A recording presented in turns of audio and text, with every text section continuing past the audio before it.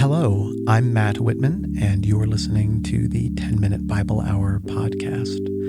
What I'd like to do in this brief introduction is walk you through an outline of today's conversation.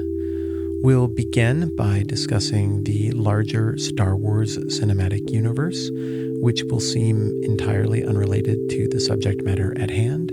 But as we narrow the focus on that down to Star Wars Episode 3 and one particular dialogue exchange there, we'll then hit a silky smooth segue into Matthew chapter 7 and a series of comparative statements Jesus makes that both the original audience and the modern audience might find disturbing because of their absolute tone. Once again, my name is Matt, and this is the 10-Minute Bible Hour podcast.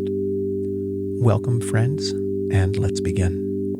So we're watching all the way through the Star Wars movies with my kids right now, and my youngest barely remembers the actual films. We've watched the Clone Wars together, but we're doing it all in order right now. And so, of course, you have to start with the prequels to watch it in order, and those are a little tough to get through. And then we watched the Clone Wars cartoons and the Samurai Jack Clone Wars cartoons and Star Wars Rebels, which was difficult to get through, but it had its moments and it tried to have some thematic value. And then we went to queue up episode 4 and I was like, oh, wait, we got to do Rogue One and Solo. I think those probably happen right here. And so we loaded up Rogue One on the Disney Plus, and I just remember thinking the one time I saw this movie in theaters, oh, I hated it. But now that I've seen the sequel trilogy, I'm like, you know what? That was actually kind of good. It was watchable by comparison. Don't get me wrong. I'm not saying it's a good movie, but the way it looks and the way it feels and the way it's paced, it's better than anything else that's come out since Disney has had it. And I don't know if that's as much a compliment to Rogue One as it is a criticism of what Disney's done with the whole thing. But in light of how bad this sequel trilogy has been, I not only felt a renewed appreciation for Rogue One, I even feel a little bit of a renewed appreciation for a few elements of the prequels. The dialogue, however, continues to be absolutely mercilessly awful in those. And one that stands out to me is the one where Obi-Wan and Anakin are fighting and they're arguing about some stuff. And Obi-Wan is like, only Sith deal in absolutes. And it's like, it's on. Now I got to cut off your arms and legs and leave you to be consumed by lava, even though we used to be best friends. And I'm not going to put you out of your misery because you said something that sounded absolute. And if you remember when that came out, it was Gulf War, George W. Bush era, and there was still kind of this culture war raging about relativism or absolute truth, capital T, and you don't hear that stuff as much anymore. And so what Lucas did there, George Lucas, the guy who did Star Wars, was a little bit of a nod to the more enlightened side, or was it?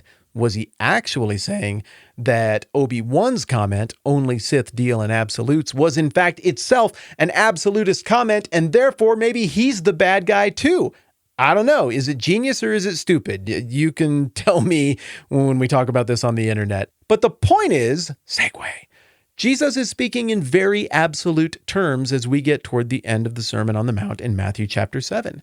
He's putting forward a series of these pick one or the other statements starting in verse 13 and on through to the end of the chapter that box all of the listeners, both then at the time and everybody's read it since, and kind of you and me now as well, into a corner to say that not picking is a pick when it comes to Jesus. And so this series of comparisons, you can pick the narrow gate or you can pick the wide gate.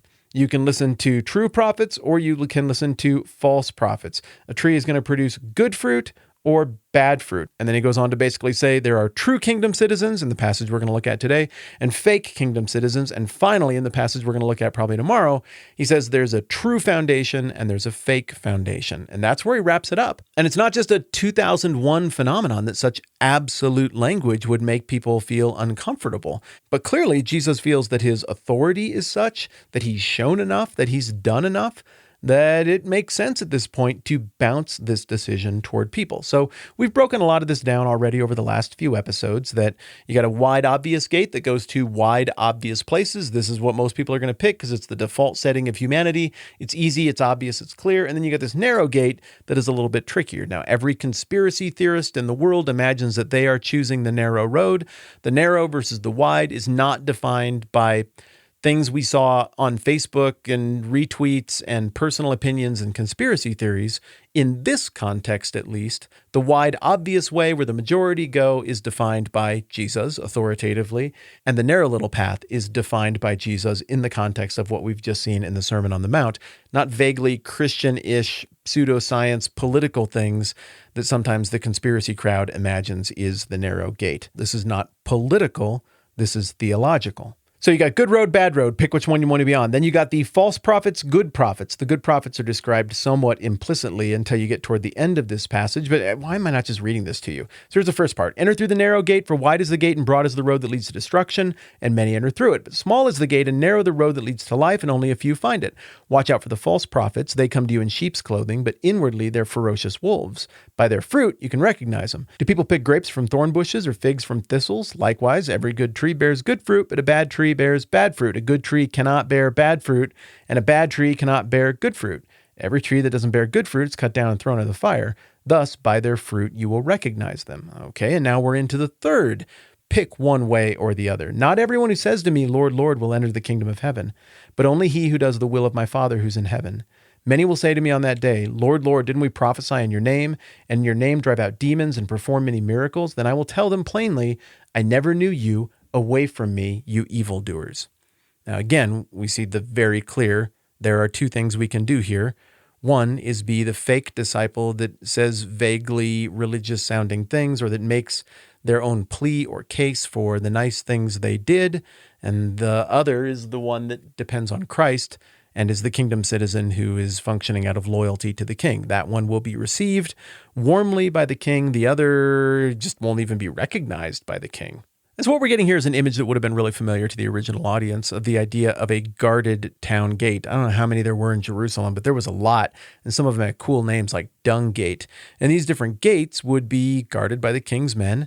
And these guys didn't just check IDs. They also kind of knew who was coming and going. They knew what to look for. They definitely profiled.